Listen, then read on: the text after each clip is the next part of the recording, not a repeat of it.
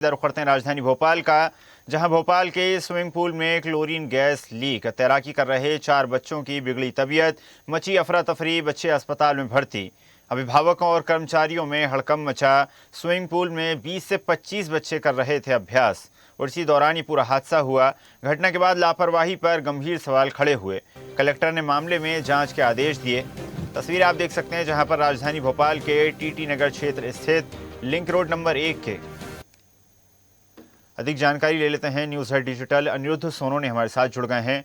Anirudh, swimming pool जहां पर बड़ी संख्या में बच्चे अभ्यास करते हैं, भोपाल का चर्चित और मशहूर प्रकाश तरण पुष्कर, वहां पर गैस लीक होने का मामला सामने आया। कुछ बच्चे उससे प्रभावित भी हुए। क्या है पूरा मामला और किस प्रकार प्रशासन द्वारा इस मामले को लेकर कार्रवाई की जा रही है? जी देखिए, भोपाल का सबसे पुराना स्विमिंग पूल प्रकाश तरण पुष्कर एक बार फिर चर्चाओं में है।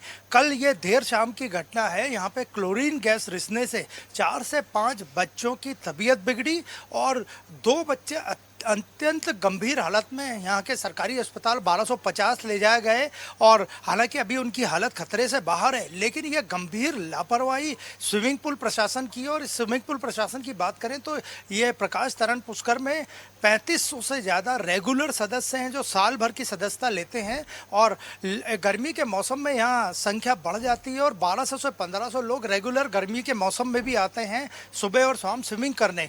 तो पीडब्ल्यूडी के अंतर्गत ये स्विमिंग पूल आता है और इस घटना ने यहाँ के प्रशासन और यहाँ पे जो व्यवस्था है उसकी पोल खोल के रख दी है। स्विमिंग पूल में 2 पूल बने हैं, एक बड़ा पूल है, एक छोटा पूल है और इसमें जो क्लोरीन की पाइपलाइन आती है, वो क्लोरीन की जो गैस आती है उसकी पाइपलाइन रिसने से ये पूरी घटना हुई।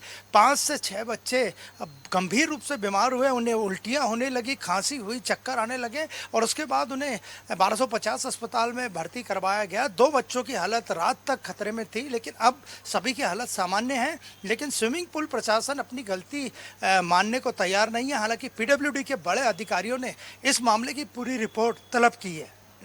जी बिल्कुल अनिरुद्ध, और बड़ा सवाल यहाँ पर ये खड़ा होता है, जिस प्रकार ये काफ़ी ज़्यादा पुराना तो स्विमिंग पूल है जहाँ पर हाई प्रोफाइल लोग ही पहुँचते हैं, तो इस प्रकार की जो लापरवाही सामने आई है तो प्रबंधन पर एक बड़ा सवाल है। साथ ही साथ क्या इससे पहले भी इस प्रकार का कोई मामला सामने आ चुका है, क्योंकि परिजनों की तरफ से पहले भी कुछ शिकायतें की गई थी?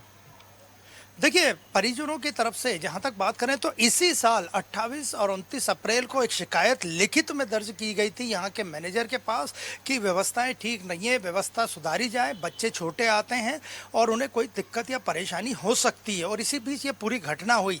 अब इस घटना की जांच के तो आदेश पीडब्ल्यूडी विभाग ने दे दिए हैं और हम आपको पूल का नज़ारा दिखाते हैं। आप देखिए सामने ये 2 पूल यहाँ बने हुए हैं। एक ये बड़ा वाला पूल है जिसमें कि जो सीनियर लोग हैं, 18 वर्ष से ऊपर के लोग स्विमिंग करने आते हैं सुबह और शाम के बैच में।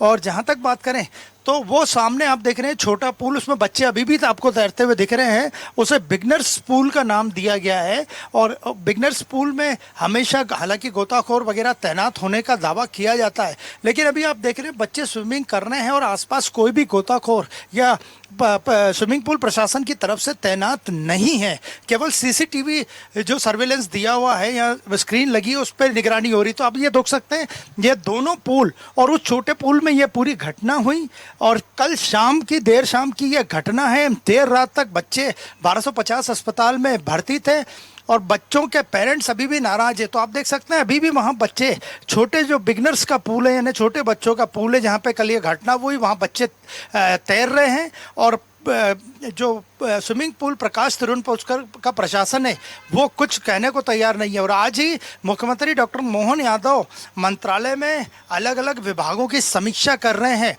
उसमें पीडब्ल्यूडी विभाग भी शामिल है। तो इस पूरी घटना ने पीडब्ल्यूडी विभाग की कार्यप्रणाली पे और प्रकाश तरण पुष्कर के प्रबंधन की कार्यप्रणाली पे सवाल खड़े कर दिए हैं।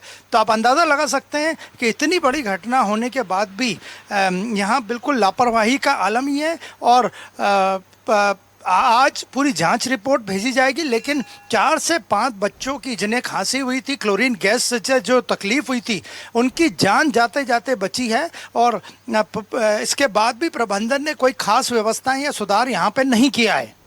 तो आप अंदाजा लगा सकते हैं कि यह कितनी बड़ी घटना थी। और इस पूरी घटना के बाद जी बिल्कुल अनिरुद्ध, जिस प्रकार आपने भी जिक्र करा कि काफ़ी पुराना ये स्विमिंग पूल है, बड़ी संख्या में वहाँ पर बच्चे पहुँचते हैं, हाई प्रोफाइल लोग वहाँ पर आते हैं और माना जा सकता है अच्छी खासी मोटी फीस भी वसूली जाती होगी, लेकिन फिर भी काफ़ी ज़्यादा संवेदनशील ये जो मामला है वो सामने आया, बच्चों की जान भी जा सकती थी।